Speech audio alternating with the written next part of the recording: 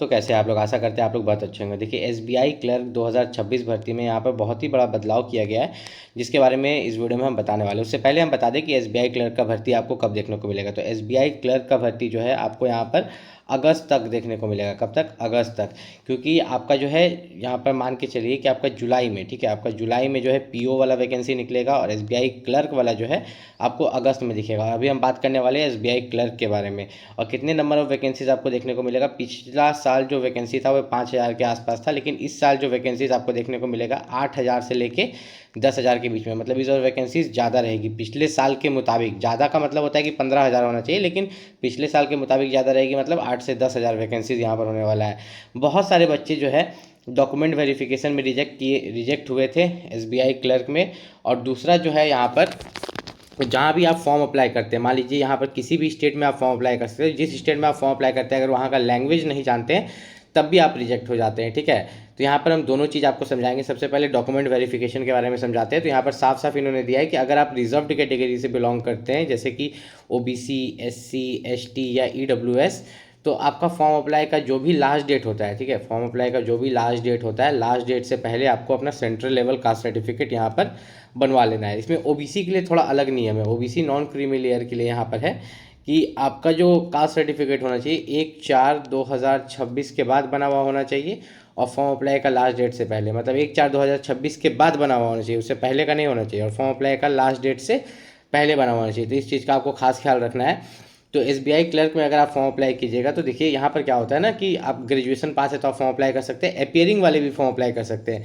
अगर आपका ग्रेजुएशन 31/12/2026 तक कंप्लीट हो जाएगा तभी आप अप्लाई कर सकते हैं। ये मैं पिछले साल के आधार पर बता रहा हूँ। देखिए पिछले साल जो है यहाँ पर जो दिया गया था कि 31/12/2025 से पहले अगर आपका ग्रेजुएशन कंप्लीट हो रहा है तो आप फॉर्म अप्लाई कर सकते हो। तो इस साल के हिसाब से हम लेके चल सकते हैं 31/12/2026, ठीक है। उसके अलावा अगर हम यहाँ पर बात करें कि एसबीआई क्लर्क में अगर आप थोड़ा सा नीचे चलते हैं तो मैं आपको कुछ और भी डिटेल्स यहाँ पर दे देता हूँ ताकि आपको दिक्कत ना हो। मैंने बात की थी लोकल लैंग्वेज प्रोफिशिएंसी टेस्ट की। देखिए अगर आपके क्लास 10th या 12 में वो सब्जेक्ट है, ठीक है, जिस स्टेट में आप अप्लाई कर रहे हैं वहाँ का जो लोकल लैंग्वेज होता है, जैसे कि पंजाब का आपका पंजाबी होता है, तो क्लास 10th में अगर आपका पंजाबी है तो कोई दिक्कत नहीं है। नहीं है तो आपको यहाँ पर जो है लैंग्वेज प्रोफिशिएंसी टेस्ट देना पड़ता है, और ये जॉब लग जाता है आपको। इसके बाद भी आपको 6 महीने का समय देते हैं ये लोग। कितना? 6 महीने का, ठीक है। अगर उसके बाद भी आप एलपीटी में फेल होते जाते हो तो आपको निकाल देते हैं। तो ऐसी जगह अप्लाई मत कीजिएगा जहाँ का लैंग्वेज नहीं जानते हैं, इस चीज़ से बचिएगा। अब आपका जो एसबीआई में प्री एग्ज़ाम होगा, इसमें इंग्लिश लैंग्वेज से 30 क्वेश्चन होते हैं, मैथ से 35, रीजनिंग से 35, और टोटल आप देखिए यहाँ पर समझिए 100 क्वेश्चन होता है, 100 मार्क्स का होता है, 1 घंटे का समय होता है। सेक्शनल टाइमिंग होता है इसमें, 20-20 मिनट तीनों के लिए बांटा हुआ है, लेकिन इसमें सेक्शनल कट ऑफ नहीं होता है, ठीक है।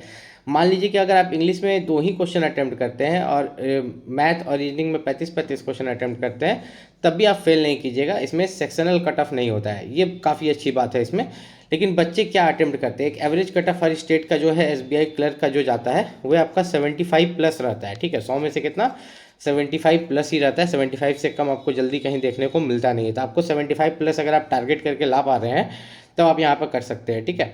उसके बाद अगर यहाँ पर देखें नेगेटिव मार्किंग, तो 1/4 का नेगेटिव मार्किंग रहता है। और मेंस एग्जामिनेशन में आपका वो जनरल अवेयरनेस पूछते हैं, ठीक है। स्टैटिक जीके नहीं पूछते कि पुराना जो जीके वो सब नहीं, फाइनेंशियल अवेयरनेस, जनरल अवेयरनेस पूछे जाते हैं। 50 क्वेश्चन, 50 मार्क्स का, 35 मिनट का समय। जनरल इंग्लिश के लिए आपके 40 क्वेश्चन रहते हैं, मैथ्स के लिए 50 क्वेश्चन रहते हैं, और रीजनिंग के लिए यहाँ पर 50 क्वेश्चन रहते हैं। एक मैं आप लोगों को काफ़ी अच्छा बात बता देता हूँ कि प्रीलिम्स में जो है, मान लीजिए कि पिछले साल 5,000 वैकेंसी था और 10 लाख फॉर्म अप्लाई हुआ, ठीक। तो उस 10 लाख बच्चे में से छांटना था। मान लीजिए 12 लाख 15 लाख जितना भी होगा, मैं एक एग्जाम्पल दे रहे हैं आपको, ठीक है। तो बच्चे को छांटने के लिए प्रीलिम्स एग्जाम रखा गया, इसलिए इसमें कटअप हाई जाता है। लेकिन जो आपका मेंस एग्जाम है, मेंस एग्जाम में मात्र 10 गुना बच्चा जाता है। मान लीजिए पिछले बार जब 5,000 वैकेंसी था तो 10 गुना कितना बच्चा गया होगा मेंस एग्जाम में?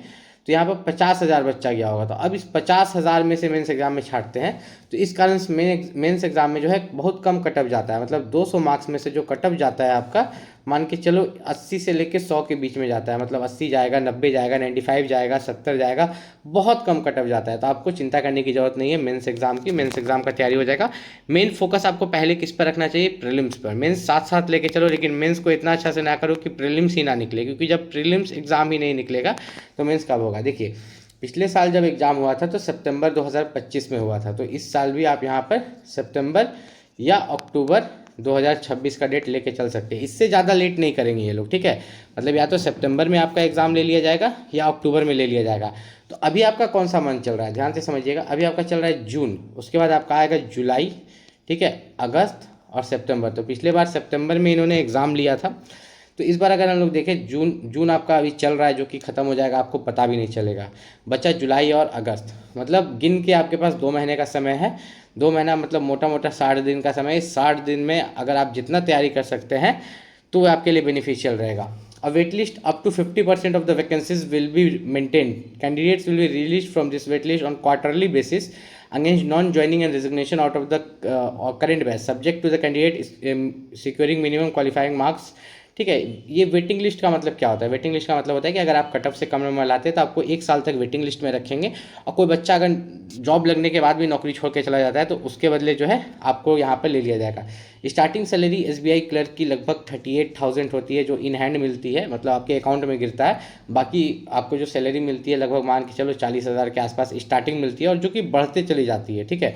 इन्होंने खुद लिखा है कि स्टार्टिंग बेसिक पे इस 26,000, ये बेसिक पे है, जोड़ जाड़ के आपको यहाँ पर ज़्यादा पैसा मिलता है। इतना तक कि इन्होंने ये साफ लिख दिया है कि अगर आप बड़े सिटीज़ जैसे मुंबई में जॉब लगती है तो 46,000 पर मंथ से आपकी जो है सैलरी यहाँ पर स्टार्ट होती है। उसके अलावा यहाँ पर चले तो फॉर्म फीस आपका 750 रुपये रहता है, ये पता है जो लोग फॉर्म भरते होंगे। और जितने ही बच्चे यहाँ पे एसबीआई क्लर्क के लिए तैयारी कर रहे हैं, तो एसबीआई क्लर्क के लिए जो सबसे बेस्ट बुक है उन सभी का लिंक मैंने इस वीडियो के डिस्क्रिप्शन में डाल दिया, वहाँ से जाके आप परचेस कर सकते हैं। देखिए, एसबीआई क्लर्क का जो वैकेंसी होता है ना, एसबीआई क्लर्क का वैकेंसी हर बार एसबीआई पीओ के बाद निकलता है। ऐसा कभी नहीं हुआ है कि एसबीआई पीओ से पहले एसबीआई क्लर्क निकल गया। तो अभी तक पीओ का वैकेंसी तो निकला नहीं है, लेकिन 100% जून मंथ में, ठीक है, जून मंथ में आपको जो है पीओ का वैकेंसी देखने को मिल जाएगा, एसबीआई पीओ का। उसके बाद जस्ट जुलाई में आपको जो है एसबीआई क्लर्क का देखने को मिलेगा। पिछले बार वैकेंसीज कम थी, मतलब इस बार वैकेंसीज आपका ज़्यादा होने के चांसेस है। ज़्यादा होने का चांसेस मतलब कम से कम 8 से 10,000 वैकेंसीज आपको देखने को मिलेगी। अगर आप भी एसबीआई क्लर्क 2026 के लिए तैयारी कर रहे हैं, उससे रिलेटेड कोई भी डाउट है तो आप नीचे कमेंट करके पूछ सकते हैं।